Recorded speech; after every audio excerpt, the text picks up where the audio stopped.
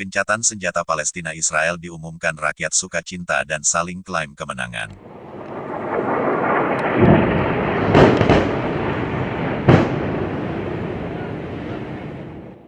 Dalam belasan hari belakangan rakyat Palestina ditakuti oleh serangan udara dan baku tembak yang terjadi antar Israel dan kelompok militan bersenjata di Palestina. Namun, kini gencatan senjata antara Israel dan kelompok Hamas di Palestina diwarnai aksi saling klaim oleh kedua kubu. Ini gencatan senjata yang terjadi berulang kali. Gencatan senjata adalah penghentian perang atau konflik bersenjata apapun untuk sementara di mana kedua belah pihak yang terlibat setuju untuk masing-masing menghentikan tindakan agresif. Gencatan senjata bisa dinyatakan sebagai bagian dari perjanjian formal, tetapi bisa juga sebagai bagian pemahaman informal antara kedua belah pihak. Seorang pejabat senior Hamas, Khalil Al-Hayya, dalam pidatonya di jalur Gaza mengatakan kesepakatan gencatan senjata adalah wujud kemenangan mereka dalam perlawanan terhadap Israel. Al-Hayya menyebut Israel gagal menghancurkan infrastruktur tempur Hamas. Dia menyatakan para milisi Hamas saat ini masih siaga di sejumlah terowongan. And the homes of its leaders have taken a severe beating. According to health officials, around 200 in Gaza have been killed so far, including more than 60 children. PM Israel Benyamin Netanyahu dan pemimpin Hamas menyepakati gencatan senjata. Tak ayal kesepakatan itu disambut para penduduk jalur Gaza dengan kegembiraan. Mereka turun ke jalan dengan bersorak dan memekikkan takbir, setelah 11 hari diliputi rasa takut. Sedangkan Israel dalam pernyataannya mengatakan kampanye udara mereka telah membuat pencapaian signifikan dan beberapa di antaranya belum pernah terjadi di Gaza, wilayah yang diblokade Israel sejak 2007 atau sejak dipimpin Hamas. Para pimpinan politik menekankan bahwa kenyataan di lapangan yang akan menentukan masa depan operasi tersebut, lanjut pemerintah Israel. Mesir membantu menengahi perjanjian gencatan senjata tersebut, dan akan mengirim 2 delegasi keamanan ke Israel dan Gaza untuk memastikan perjanjian itu ditegakkan. Melalui sebuah pernyataan, kantor Netanyahu mengatakan bahwa Kabinet Keamanan secara sepihak menyetujui proposal yang dimediasi Mesir itu. Pernyataan itu juga menyebutkan bahwa kedua pihak masih melakukan negosiasi kapan gencatan senjata akan dimulai.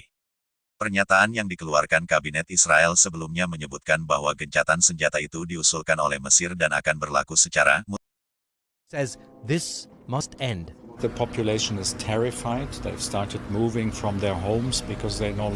All I can say is, as a humanitarian, as a UN official, first of all, stop the war, stop the violence. Dan tanpa syarat. Kabar ihwal kesepakatan gencatan senjata mengemuka sehari setelah Presiden Amerika Serikat Joe Biden menyerukan penurunan yang signifikan atas konflik di jalur Gaza ke Perdana Menteri Israel Benyamin Netanyahu. Desakan Biden itu terjadi di tengah tawaran mediasi oleh Mesir, Qatar, dan PBB. Sementara itu Perdana Menteri Israel Benyamin Netanyahu yang sebelumnya menghadiri pertemuan dengan para pejabat tinggi keamanan menjanjikan akan mencapai tujuan kampanye militer yakni pemulihan ketenangan dan keamanan bagi warga Israel. Setidaknya dalam 11 hari belakangan, serangan udara dan baku tembak terjadi antar Israel dan kelompok militan bersenjata di Palestina. Peperangan itu mengakibatkan ratusan korban tewas dari warga sipil. Jumlah penduduk di jalur Gaza yang gugur dalam peperangan antara Israel dan kelompok milisi Palestina hingga hari ini sejak meletus pertengahan Ramadan tercatat mencapai 232 orang, 65 di antaranya anak-anak. According to health officials, around 200 in Gaza have been killed so far, including more. Sementara penduduk Gaza yang luka-luka mencapai 1.900 orang. Ini mengerikan. Hamas yang memerintah di jalur Gaza menyebut sejumlah kawasan di wilayah itu hancur lebur akibat serangan Israel. Mereka menyatakan sekitar 120.000 penduduk terpaksa mengungsi.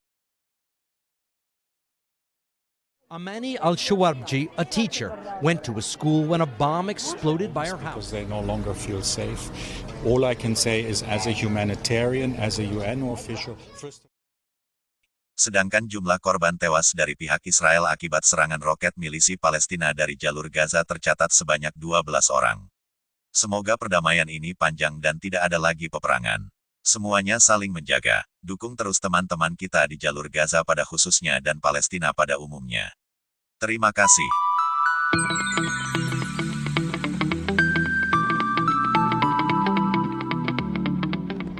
Despite calls for a ceasefire, Israel said it still has more